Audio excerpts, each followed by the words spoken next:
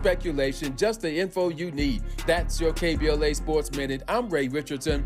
This sports report was brought to you by MVP Accident Attorneys. When it comes to your settlement, we're slam dunk. Call 833-MVP-WINS or check their website at themvp.com for a free case review.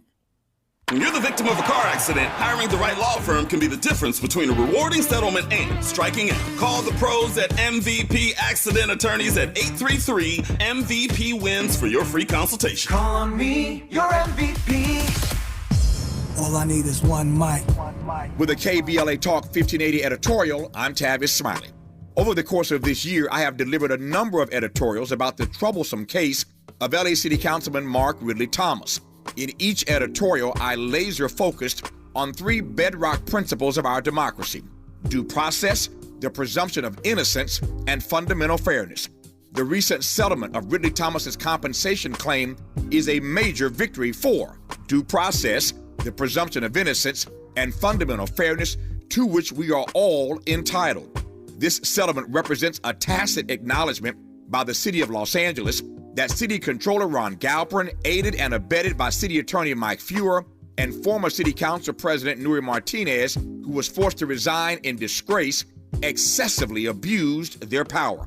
Their actions were not just legally wrong, they were harmful to Ridley Thomas's legal defense.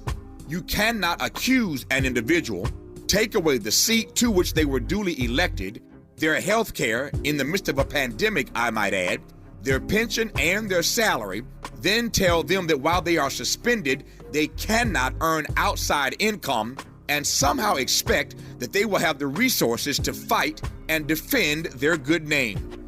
It was preposterous then, and in retrospect, it's even more outrageous now. Much of the blame for this travesty of justice rests squarely on the shoulders of Nuri Martinez, who allowed her personal political ambitions, racial animosity, and thirst for power to override good governance and good judgment. It was abundantly clear on that now infamous leaked audio tape that Martinez wanted to punish and tarnish Ridley Thomas. And she did, but she ruined herself in the process. Big Mama always said, God don't like ugly and he ain't fond of cute. Once Nuri Martinez's toxic leadership was no more, the council quickly and correctly moved to resolve an injustice born in part by their own rush to judgment and abdication of responsibility in performing due diligence. Their settlement action this week starts the process of restoring honor and trust. In March, Ridley Thomas will finally have his day in court and a chance to restore his good name. For KBLA Talk 1580, I'm Tavis Smiley. We welcome your comments.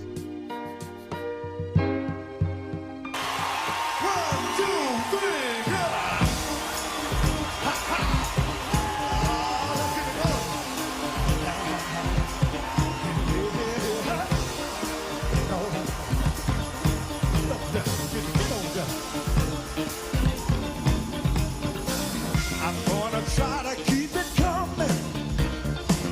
Things ain't always smooth.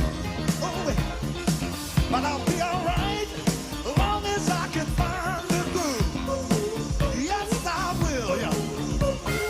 Somehow I know that I can make it. You seem to like my style. All right. Don't you worry, I'm gonna be around a while.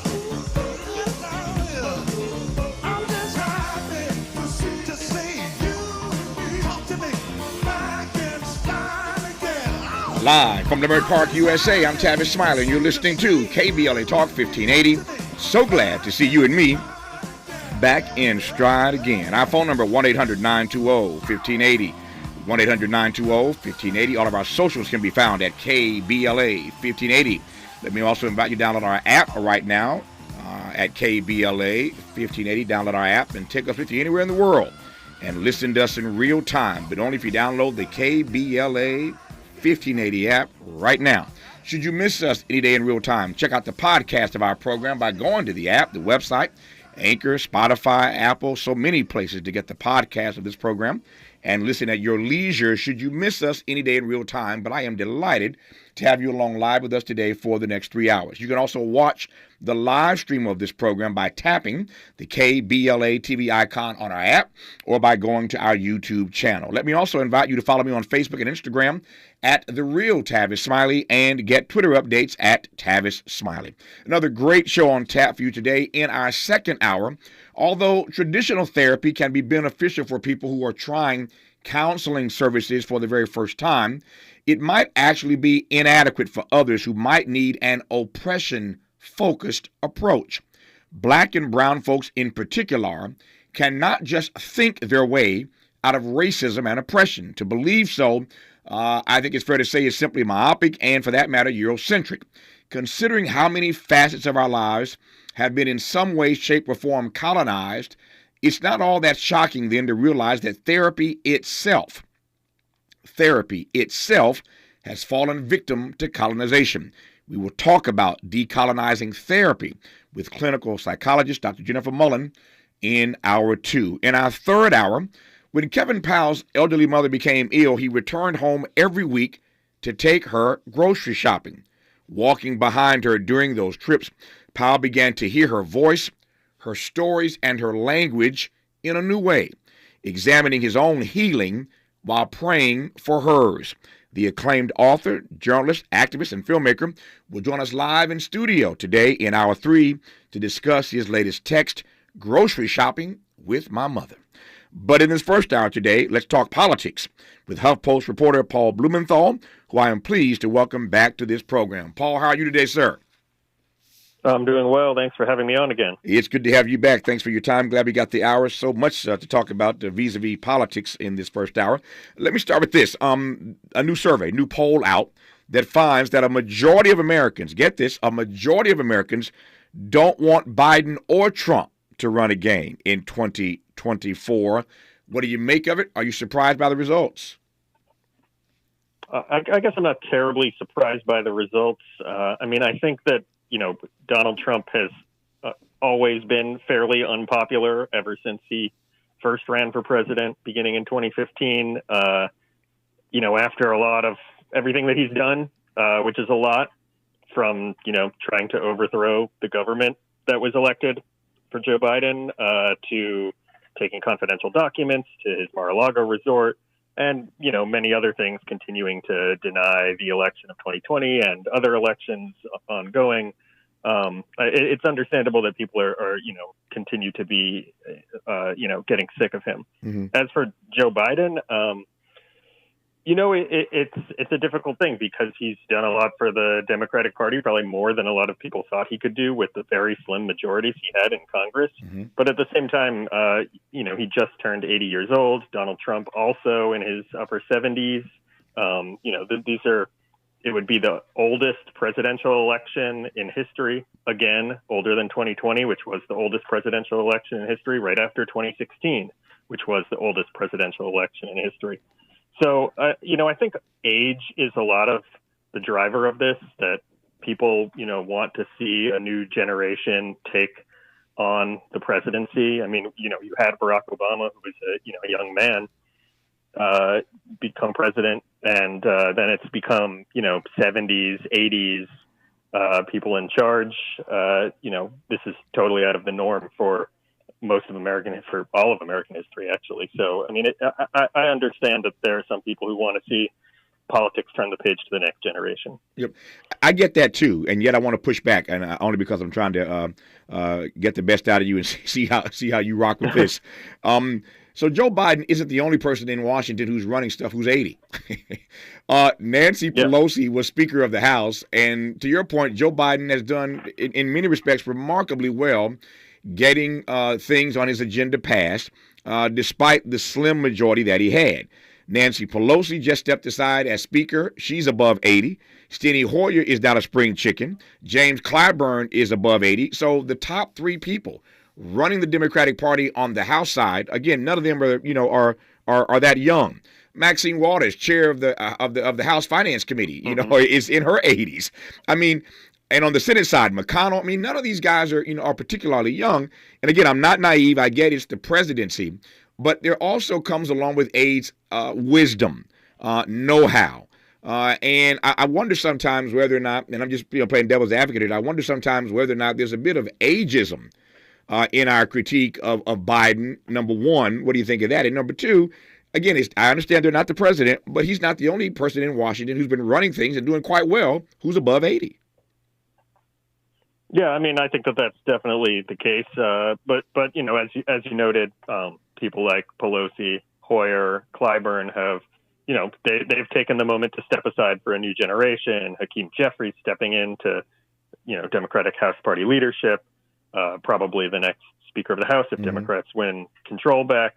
I think that there is a sense of a desire to turn the page. I think another thing to look at is in the 2020 primaries, you had a lot of people who supported different candidates who wound up landing on Joe Biden after South Carolina as sort of a default pick. That maybe they don't love Joe Biden, but they saw him as the best option to beating Trump. Maybe they still don't necessarily love him, but I don't see anybody in the Democratic Party coming to challenge him, and I don't see him stepping aside. And as you mentioned before, like, he has done a lot for the Democratic Party and the Democratic Party agenda that a lot of people did not think was going to happen. So he has a very, very strong argument that will, I think, keep anybody from challenging him in a primary. Yep. When we come forward, speaking of that, challenging in the primary, when we come forward, I want to come back to that notion about challenges in the primary and a few other things I want to ask Paul Blumenthal about vis-a-vis President Joe Biden. His number two, Kamala Harris, was here in Los Angeles yesterday to swear in the new mayor, the first woman and the second African-American to be mayor of the City of Angels.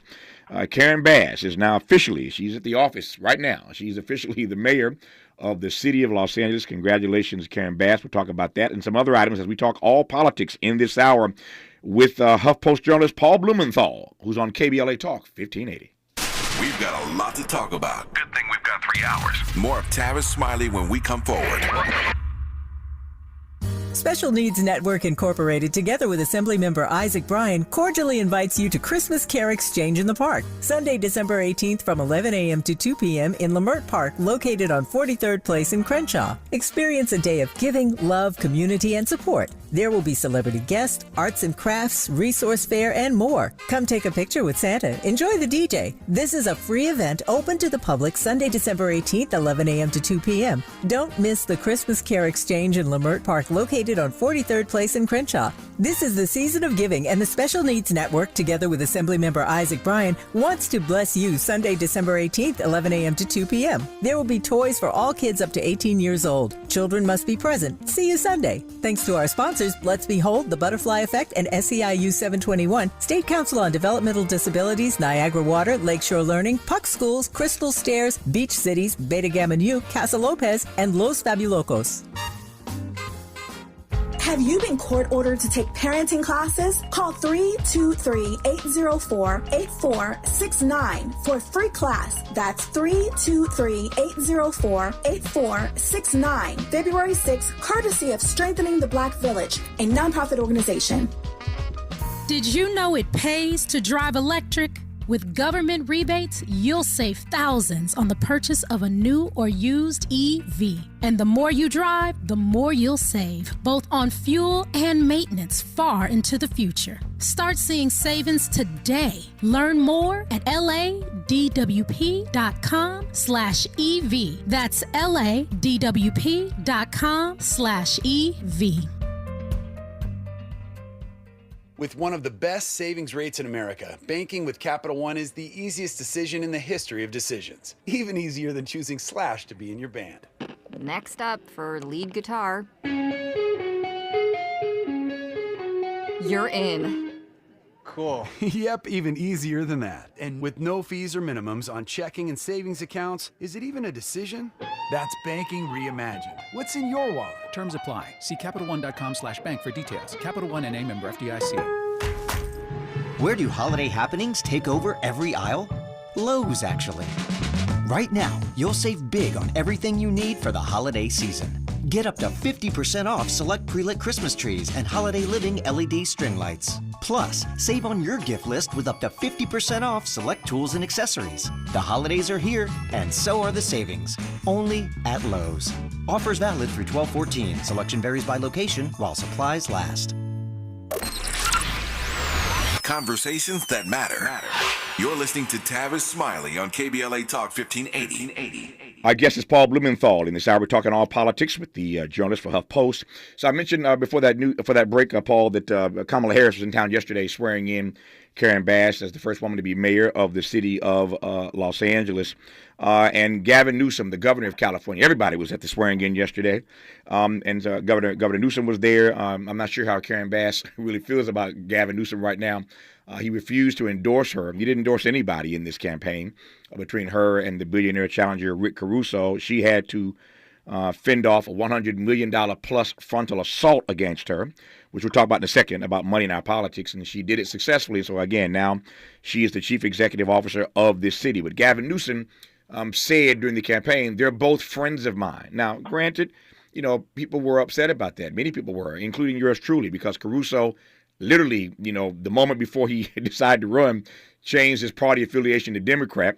Karen Bass, lifelong Democrat. Gavin Newsom, lifelong Democrat. So I wasn't buying it. With all due respect to the governor, I wasn't buying this argument. They're both friends of mine. Yeah, but only one of them has, stood in line or stood beside you in terms of their progressive principles over the course of her career. So I was just bothered by Gavin Newsom, deciding that he wasn't going to endorse because both of them were his friends. Okay, fine. It's over now. She won. He shows up yesterday anyway for the ceremony, even though he did not endorse her when she ran. So it's politics. They're big boys and big girls. They can handle it. I'm raising this because Gavin Newsom, as you know, made news a week or so ago, but he said that he was not going to run. He was not going to primary Joe Biden. Whether Joe Biden runs or not, in fact, he said he does not intend to run for president in 2024. I hear you saying rather assertively that you don't see anybody who's going to, or put another way, can successfully challenge him in a primary. Why do you feel so adamantly about that? Well, I think Joe Biden has been far more successful than people thought he would be, having a 50-50 split Senate, a 4-seat majority in the House. They passed, hugely important legislation, so many different topics, got a Supreme Court nomination through, has confirmed more judges than anybody else at this point in his presidency. He's accomplishing a lot of big policy changes in a way that is surprising people, I think, and is uniting a lot of the different factions of the party. I mean, I think if, he comes from the more moderate faction of the party, so I couldn't really see somebody from that side or the mainstream part of the Democratic Party challenging him in a primary. There wouldn't really be a reason for that. Perhaps a progressive, somebody from the Bernie Sanders side would. Sanders has said, he's not going to primary Joe Biden, but if Joe Biden didn't run, he would consider it. Is there a younger person who would primary him?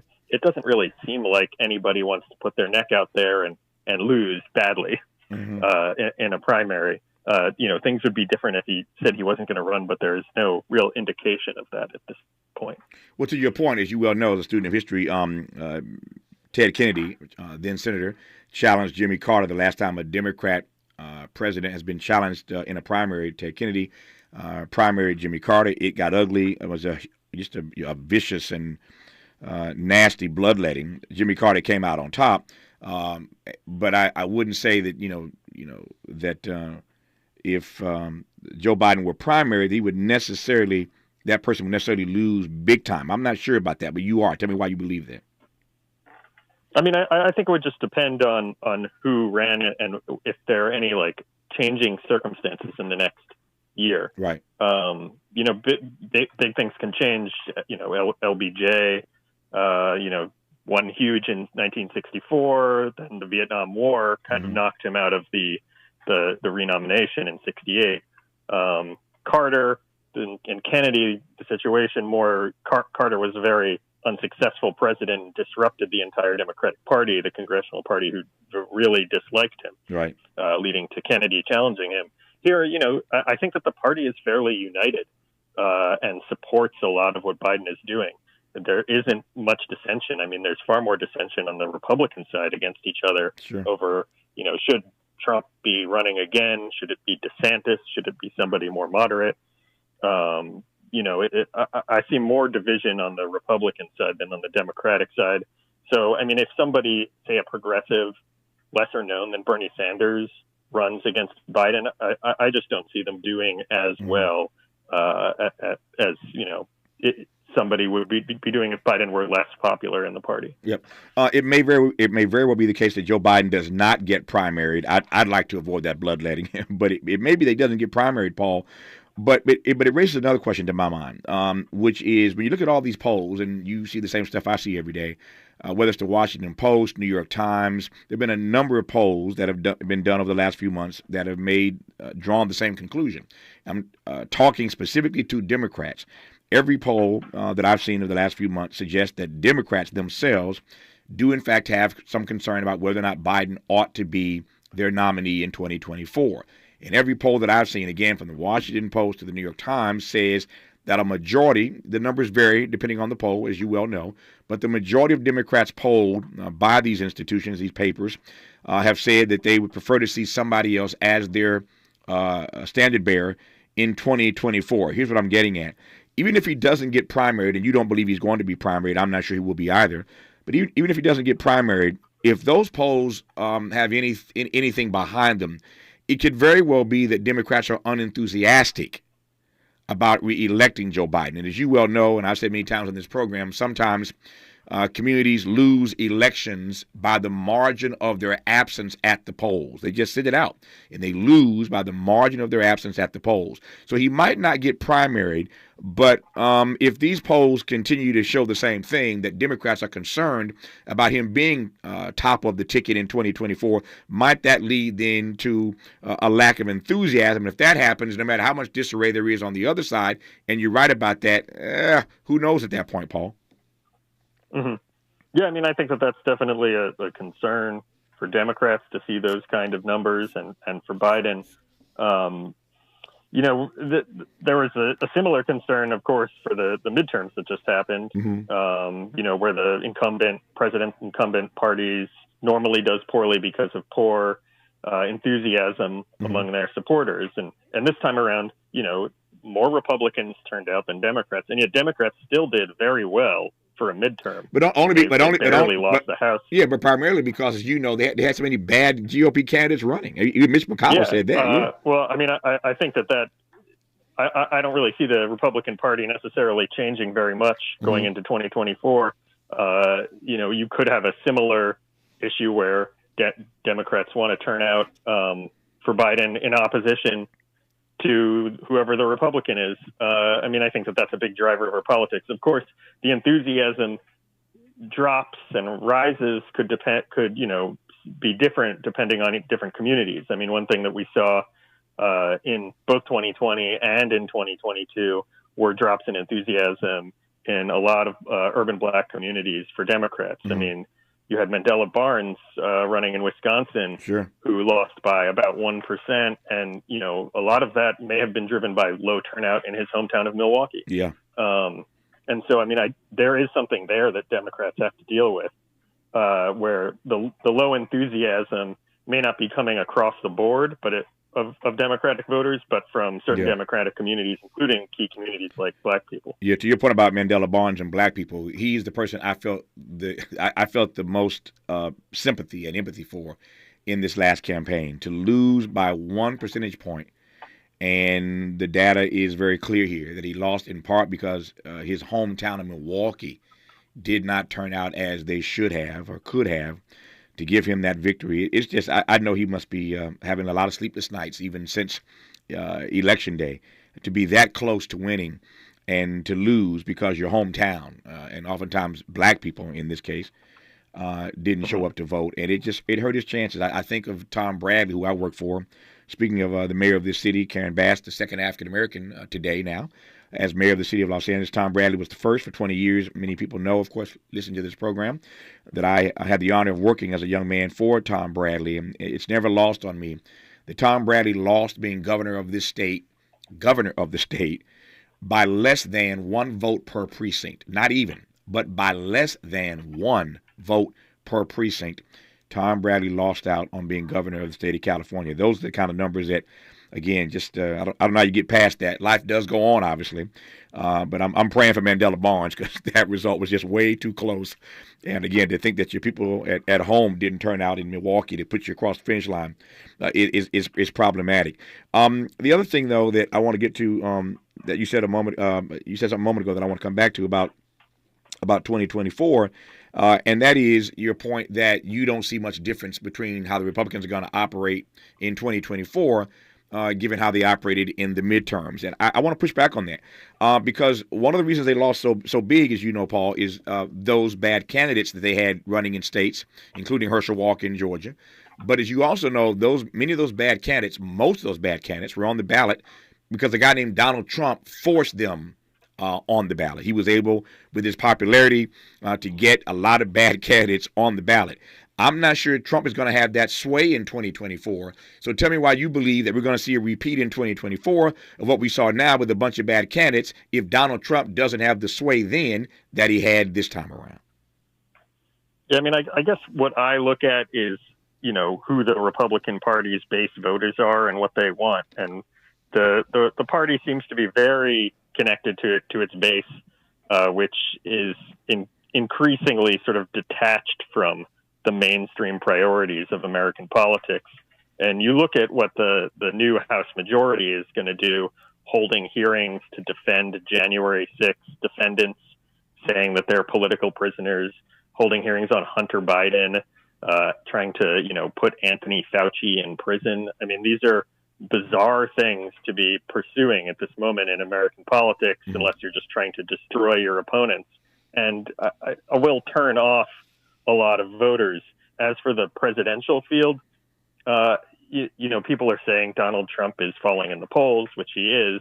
How long that lasts, unclear. I mean, he clearly has a very strong hold on a large portion of the party's base.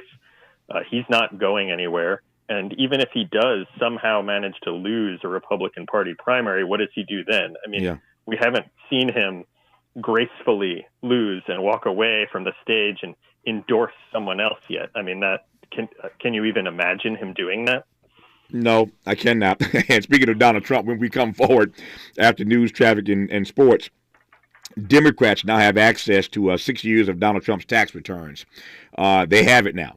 And we'll talk to Paul Blumenthal about what he thinks Democrats do with access to those Trump tax returns, even though they're no longer running the House just a few weeks from now. And speaking of no longer running the House Judiciary Committee had intended to probe the Supreme Court and all these leaks and corruption that seem to be coming out of the court, whether it's Clarence Thomas's wife or Samuel Alito's wife, and we'll talk about that when we come forward as well. A great deal more to cover as we talk politics in this first hour with HuffPost journalist Paul Blumenthal. You're listening to KBLA Talk 1580.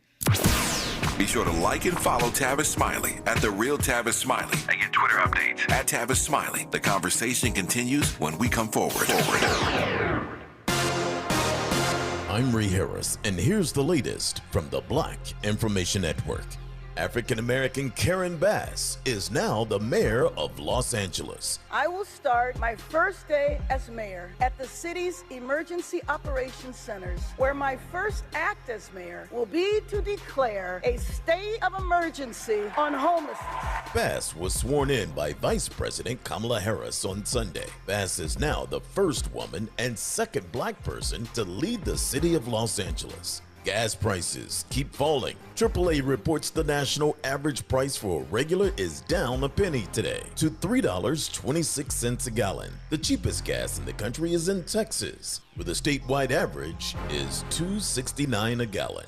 And that's the latest. I'm Ray Harris on your 24/7 news source, the Black Information Network, and BINnews.com. New cars reported in Sylmar, 210 eastbound for Hubbard Street. It's stuck in the right-hand lane and traffic stops at Roxford Street. In Encino, got a dump truck stalled 101 northbound for White Oak Avenue. Right lane taken away there, so you're on the brake starting at the 134. And Caltrans heading with Gardena on the 110 southbound between Redondo Beach Boulevard and the 91. Right lane will be closed for drain cleaning, and that's got you jammed from Imperial Highway. Got a crash in Pomona block on the carpool lane, 10 eastbound at White Avenue. Looks like delays start at the 57. We're hoping they'll get to the shoulder. Perk up your holidays with one of the Coffee Bean's signature holiday drinks, like the Peppermint Mocha Cream Cold Brew with a frosty cream cap or the Macadamia White Chocolate Ice Blended drink. Add whip if you're feeling extra. Sip into the holidays and treat yourself at the Coffee Bean and Tea Leaf today. This is the KBLA Sports Minute with Ray Richardson. The Lakers got strong performances from LeBron James and Anthony Davis in a 7-point win at Detroit. The win snapped a 3-game losing streak and helped the Lakers finish 3-3 on their 6-game road trip through the Eastern Conference. LeBron led the Lakers with 35 points. AD had a monster game. 34 points, 15 rebounds, 7 assists, and 2 steals. The Lakers are back home Tuesday night to play Boston. The Celtics have the NBA's best record at 21-6. The Chargers hold off Miami for a 23-17 win at SoFi. Congratulations to the 12-1 Philadelphia Eagles. They are the first team this season to clinch a spot in the NFL playoffs. No debates, no speculation, just the info you need. That's your KBLA Sports Minute. I'm Ray Richardson. This sports report was brought to you by MVP Accident Attorneys. When it comes to your settlement, we're slam dunk. Call 833-MVP-WINS or check their website at themvp.com for a free case review. When you're the victim of a car accident, hiring the right law firm can be the difference between a rewarding settlement and striking out. Call the pros at MVP Accident Attorneys at 833-MVP-WINS for your free consultation. Call on me, your MVP. KBLA Talk 1580. We've got a whole lot to talk about. Hi, Maisha Cairo here, KBLA, live at Chase Bank on Crenshaw and Vernon for the In This Together tour with female business owners, a day of empowerment, community panels, and best of all, tips on building business from marketing to capital. Today I spoke with Tatiana, a community manager for JP Morgan Chase. Thank you so much. Yes, my name is Tatiana Roberts. I am a community manager for JP Morgan Chase. I have to honestly say that this has been the most fulfilling position that I've ever had, where I get to give back to the community because I saw my mom's struggles. That's really what fuels what I do to make sure that the community has all the access to the resources that my mother didn't have. So for the mother who's in business, what are 3 quick tips you can give to ensure that they're on the right path to accessing financial support from a bank like Chase? Say number 1, just make sure that you're checking your credit on a consistent basis and taking action to either fix your credit, maintain your credit, or rebuild your credit. The second thing would be budget. I know that B word is kind of like ugly for, right? A lot of people don't like that B word, but it has to be done. We need to tell our money where to go. The last thing is to build a network of supporters that are going to lift you up. The community building here in Crenshaw is that network. So visit the Chase Community Center on Crenshaw and Vernon. Meet a banker today. Tell them about your business. I'm Maisha Cairo in the community for KBLA with JP Morgan Chase. Bring in the new year with Cat Williams. He's coming to Ontario and the Toyota Arena December 30th. And in Los Angeles in the Microsoft Theater December 31st. I don't know what I'm going to do about this light bill. Just hit the blunt one time and see if it don't change your perception of what's important in your life. I don't know what I'm going to do about this life. Them boys. I got 12 candles. I've been waiting to burn them. He's back with an all-new show. It's the award-winning comedian, Cat Williams. Just so you knew they was lying, they said some next that don't even make mathematical sense. They said there's a chicken wing shortage, but we got plenty thighs. Cat Williams with his special guests, Mark Curry, Tommy Davidson, Tony Roberts, Daphne Springs, and Pretty Ricky. In Ontario, get tickets at Ticketmaster. In Los Angeles at AXS.com. Bring in the new year with Cat Williams. We're not ratings driven. We're engagement driven. You're listening to KBLA Talk 1580. Check it out. I'm Tavis Smiley. Glad to have you with us in this hour. Our phone number 1-800-920-1580. This is KBLA Talk 1580. And if you missed our block party for Karen Bass over the weekend, you missed a soiree. It was all that and then some. Thank God for Jesus.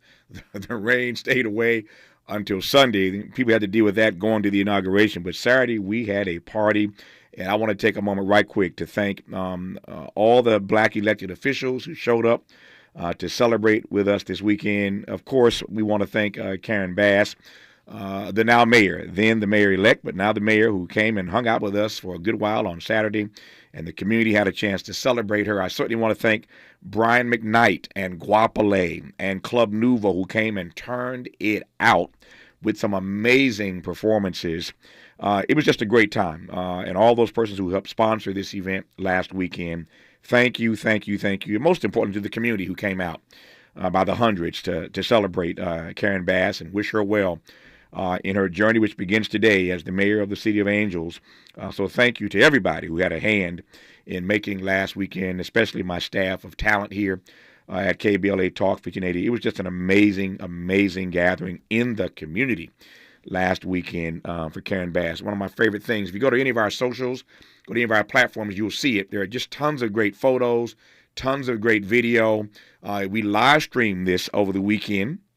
So if you missed it, go to our YouTube channel. You can see the entire live stream, all 3 hours, starting with the Crenshaw High School Marching Band, who marched in and kicked us off. It's all on our YouTube channel, but you'll see tons of photos. But there's a photo you're going to love. My favorite photo was actually shot by a reporter for the LA Times. Our huge banner that says, as our logo does, "We don't black down." We don't black down. Great photo of Karen Bass standing in front of that with her fist up in the air. And that photo is trending everywhere. That photo of Karen Bass standing in front of that logo. So a great eye. I love reporters who have great eyes, photographers who have great eyes. He caught that image just at the right time. Her hand in the air, and behind her this huge banner that says "We don't black down." And I've seen that photo used already in a variety of places since Saturday. So go to any of our platforms, check out all of our socials, and see the photos and the videos of what you missed. So the next time you hear KBLA Talk 1580 say we're having an event, you'll want to be there. And you don't believe me? Go to our socials, and you'll be convinced that you should have been there. It was a great time. So, again, thanks to everybody, and congratulations once again to the new mayor of the city of Los Angeles, Karen Bass. We continue now our conversation with Paul Blumenthal, who's a journalist for HuffPost, and delighted to have him back on this program as we're talking national politics. Paul, let me stay with that theme for just a second, then we'll move on. And you've written about this. We'll get to Donald Trump's tax returns in just a moment. But what say you about the money in our politics? I mentioned a moment ago that Karen Bass was able to hold off a $100 million plus frontal assault from a billionaire named Rick Caruso, as you well know, and all kinds of folk across the country having conversations now about whether or not that means anything for the conversation about money in our politics, whether or not this is a game-changing moment or whether or not it's just, an isolated incident and money is still going to be, always will be, the mother's milk of our politics. I mean, I don't see anything necessarily changing to get money out of politics. The 2022 midterms were by far the most expensive midterm elections in American history. And then, for Caruso, ever since Trump won the presidency, you've seen a lot of people, rich people, coming in self-funding elections. Yep. Caruso, clearly an example of somebody inspired by, Trump to spend his money to win election. You have a lot more candidates like that who've been running and being more successful even. I mean, California, you had Meg Whitman, once upon a time ran the most expensive campaign in the country at, like $90 million, which has now been blown away. But at the same time, you also have a big explosion in smaller donor fundraising, upper middle class people donating money. You have, one senator who has only been in Congress for 2 years, Raphael Warnock, who has raised more money than anybody else ever in the Senate, $300 million. And he's had to run in 5 elections now in 2 years. So, there's all sorts of interesting things happening there, with big money donors exploding, small self-funders coming out of the woodwork, these rich people who want to, be the next Trump. And then, small donor fundraising, which Democrats seem to have really figured out how to dominate on. There are 2 things that Paul just said I want to put a final point on, and we'll move on. Number one, that point about Raphael Warnock. Think about this. He's only been in politics for 2 years and had never run for anything prior to 2 years ago. And he has raised and spent more money than any candidate in history at that level, the Senate level. $300 million that guy's raised in a couple of years. I said the other day, Paul, I'm glad Raphael won because I'm tired of getting text messages. Tavis, can you chip in $5? Can you chip in $15? Can you chip in? I hate that phrase, chip in, chip in, chip in. No, I can't chip in nothing else, Raphael. Stop asking me. And he's my friend. I love the brother. But $300 million, and he got a lot of it because people kept chipping in, obviously, over that 2-year period. The other thing that Paul said I want to come back to is Meg Whitman. Meg Whitman spent $90 million, Paul, running for governor. Rick Caruso, Paul, spent over $100 million running for mayor. So it's a fascinating dynamic for me. $90 million Meg Whitman spent trying to be governor of California. Caruso spends $100 million plus trying to be mayor of Los Angeles. I digress. I think you see the point I'm trying to make. Let's talk money vis-a-vis Donald Trump. Democrats now have access to those 6 years of Donald Trump's tax returns. And again, they're not going to be controlling these committees anymore in just a few weeks, but they at least have access now to the information. What do you think happens with that information, Paul Blumenthal? Well, I think that there's only one real thing that they can do with it. It's unclear if they will or not, which is the committee could vote to refer the returns to the whole House, and the House could make them public by publishing them in the congressional record. That would just make them public. Then journalists could go through them. This has been a long battle from when Trump was actually president, and the courts, long court fights. He's very good at delaying anything from happening by using the courts.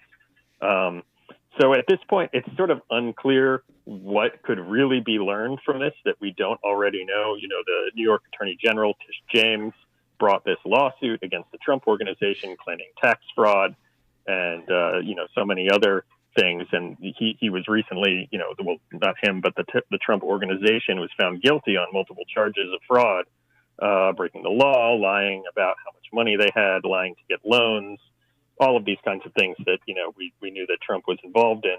And that involved access to the same kind of tax records. The Democrats obtaining them is a big success for them in the courts and for Congress's oversight powers as well.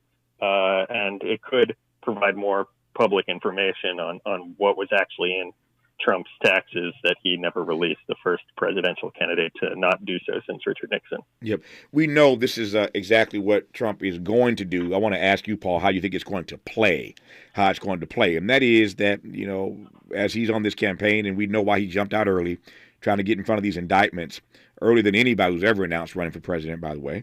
But how does it play, you think, when he starts saying, see, the Democrats got my taxes, and they read them in the congressional record. Journalists are now digging through them. They're after me. When the indictments drop, they're after me. How's that going to play? We know that's going to be we know it's in his playbook, but how's it going to play when he starts running that play?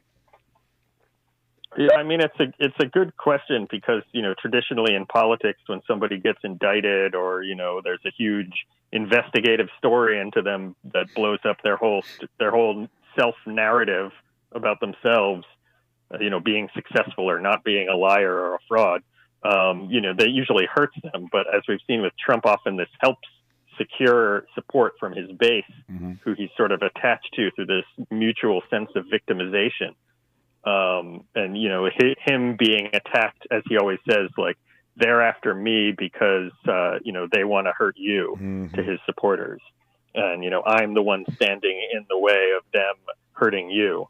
It's this reinforcing victimization that seems to bolster his support among the base. I don't see that necessarily changing outside of a Republican candidate attacking him successfully on this. Yeah. And so far, nobody seems to be willing to do that. We know, we know that the House is about to be out of control, whether Kevin McCarthy ends up being Speaker or not. We'll come back to that with Paul in a second and unpack that. I've said before on this program that for the first time in history, if Kevin McCarthy can become the leader of the Republican Party in the House and become the Speaker, it'd be the first time ever that the speakership gavel went from one Californian to another, person from the same state, from Nancy Pelosi to Kevin McCarthy. The baton would pass, so to speak. We'll talk in a moment about whether or not McCarthy is, in fact, going to be the Speaker. There's all kind of articles and all kind of conversation about the drama and Kevin McCarthy's made some threats here and there. We'll get Paul's take on McCarthy as Speaker, whether that's going to happen. But I was about to say that either way, whoever the Speaker is here shortly, the House is going to be out of control, no doubt about that. But the Supreme Court is already out of control, and there are questions here, and Paul has written about this, about what the House Judiciary Committee can or will do, might not do regarding this Supreme Court corruption. And I think corruption is the right word with all these leaks that keep coming out. Again, whether it's Clarence Thomas's wife misbehaving, or Samuel Alito's wife misbehaving, or Samuel Alito, for that matter, allegedly leaking decisions from the court in advance. I mean, the Supreme Court is absolutely out of control, and the data, again, is clear.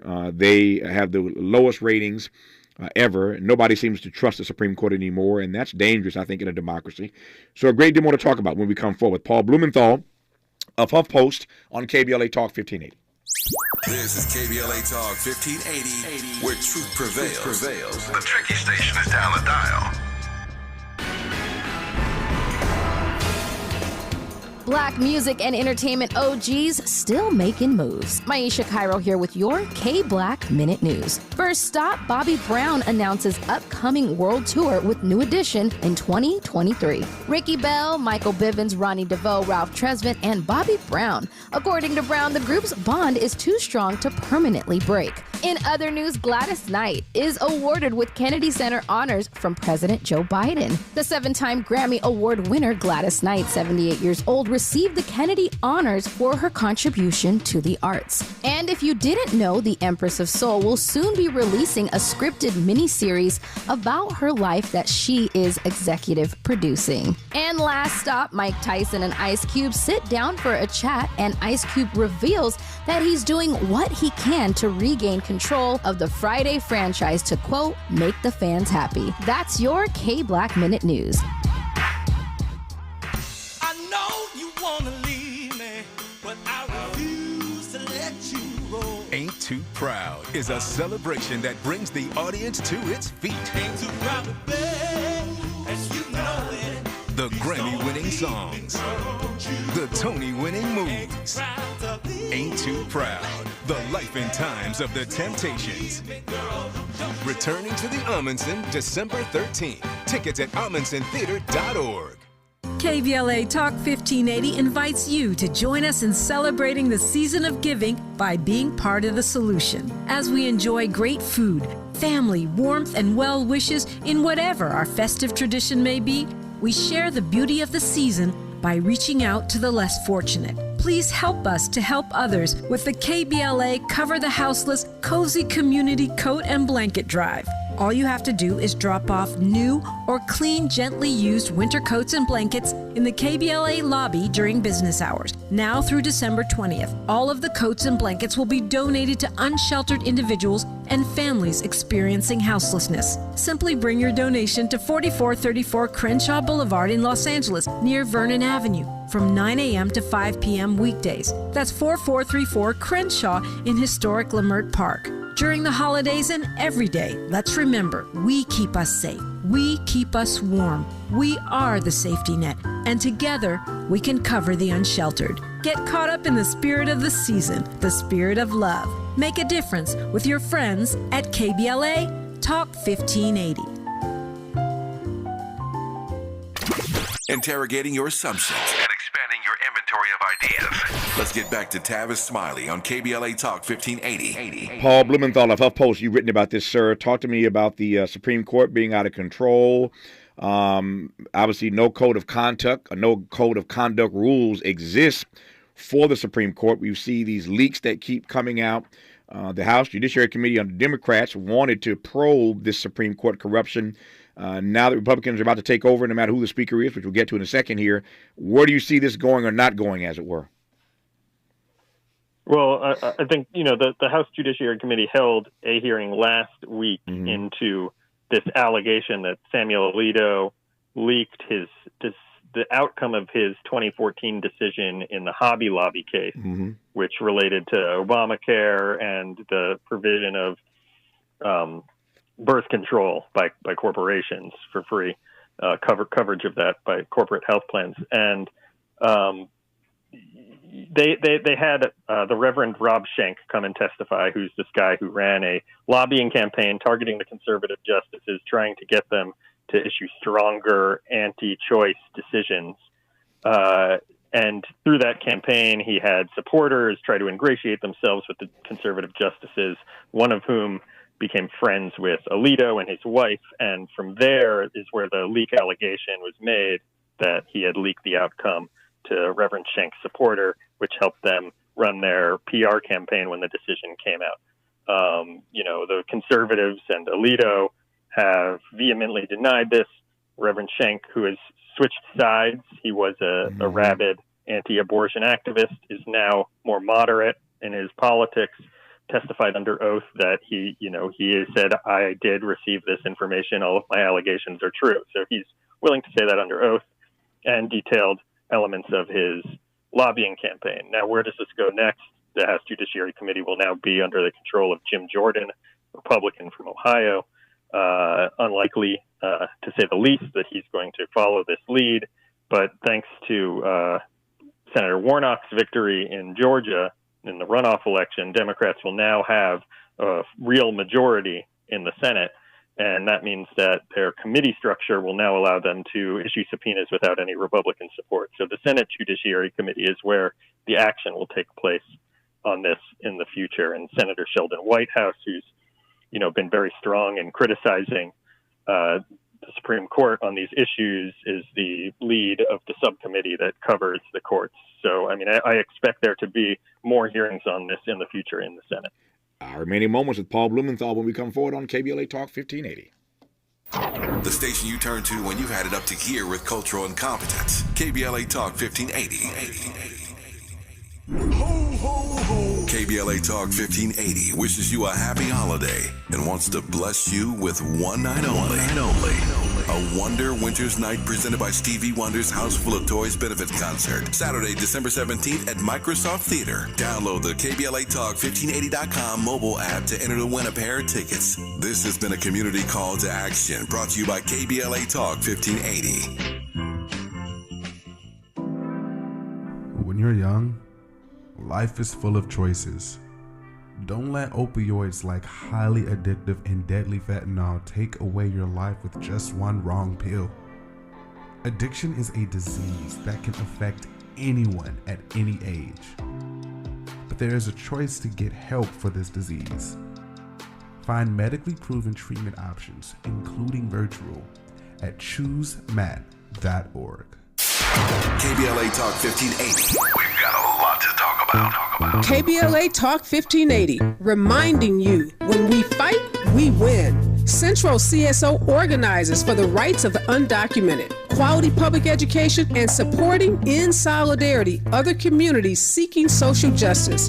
Central CSO stands for Chicano X, self-determination, defending public education, and fighting for all oppressed people in Boyle Heights and East Los Angeles. Find Central CSO meetings every third Wednesday. Visit online at centralcso.wordpress.com or on Instagram at CentralCS. This is a community call to action from KBLA Talk 1580. Wake up and text. Text and eat. Text and meet up with a friend you haven't seen in forever. Hi. Oh, hey. Text and complain that they're on their phone the whole time. Text and listen to them complain that you're on your phone the whole time. Text and whatever. But when you get behind the wheel, give your phone to a passenger. Put it in the glove box. Just don't text and drive. Visit StopTextsStopWrecks.org. A message from NHTSA and the Ad Council. Let's unpack a little bit more with Tavis Smiley. The conversation continues right now. So, Paul Blumenthal, in the 3 or 4 minutes I have left with you, what's your sense, and I've had a chance to ask this of others, but not you, and the closer we get, the more real it gets, your sense of what this divided government is going to look like. And let me start, I should say, by asking what you think of the fight for who's going to be the Speaker of the House. You know this stuff, you cover it every day. It was at once a foregone conclusion that Kevin McCarthy would be the Speaker. I'm not sure that he is right now. You're closer to it than I am. What are you hearing? I think you may know as much as I do, it's very unclear. There are 5 or 6 Republicans who say they won't vote for him under any circumstances. It's, unclear if they're trying to bargain for something from him. That they want some kind of rules changes that will give them more power on the floor of the House. McCarthy has already given in so much to so many of the far-right members of his caucus, like Marjorie Taylor Greene, allowing them to hold hearings on January 6th defendants. I really don't know what's going to happen there. It's very up in the air. The House GOP caucus, their majority being so slim, and their caucus being so chaotic, it's really unclear if he can survive to even become speaker. If he becomes speaker, for how long can he even survive then in that position? I mean, the Republicans really do eat their own at this level. I mean, pushing out John Boehner, pushing out Paul Ryan. It's a real thankless position to be in. Yep. So how do you view the next couple of years for we citizens? The Democrats, to your point, have more power in the Senate, but it's going to be a hot mess in the House. So what happens? Does anything get done in Washington? Or are we about to see gridlock on steroids? I mean, I think that's a good way of putting it. It's going to be very, very chaotic. The Republicans in the House, are trying to get revenge essentially on Democrats for impeaching Donald Trump twice, and will hold, hearings on every possible topic they can imagine regarding Hunter Biden or, Twitter, Anthony Fauci and COVID. Investigating all of these tangents that they've gone on over the last few years with an attempt to either try to find some kind of crime that's been committed or to impeach people. They've already stated that they want to impeach Homeland Security head Mayorkas. After losing the Senate, what's the point of all of this? Also, they only have a 4-seat majority, and can they even rouse the votes for an impeachment? It's unclear. It's a very chaotic caucus. I don't see them doing anything constructive for the country. And then beyond that, on a policy level, we have a debt ceiling fight coming up, and they've already said they plan to use this to leverage, to hold the country and the global economy hostage to be able to cut Social Security and Medicare. No. So, I mean, they want to enact their long-term, very, very unpopular plan by holding a gun to everybody's head on this debt limit. Unfortunately, the Democrats have not moved to essentially eliminate the debt limit in this lame duck period of Congress that they still control and they don't plan to. So, I mean, that's going to be the big thing hanging over the next Congress is this debt limit fight. We saw that with Obama back in 2012. And I think it'll be even worse this time. It's going to be a fascinating next 2 years, to say the least. And we'll be talking to Paul Blumenthal, journalist for HuffPost, as we move through this season of this winter of discontent in these United States. Paul, good to have you back on, my friend. All the best to you and happy holidays until we talk again. Yeah, thanks. You too. My pleasure. Hour 2 of Tavis Smiley after news, traffic, and sports on KBLA Talk 1580. KBLA 1580 Santa Monica. I'm Ree Harris, and here's the latest from the Black Information Network. A well-known Chicago priest is back at church after being cleared for another allegation of child abuse. Father Michael Flagler told his parishioners at St.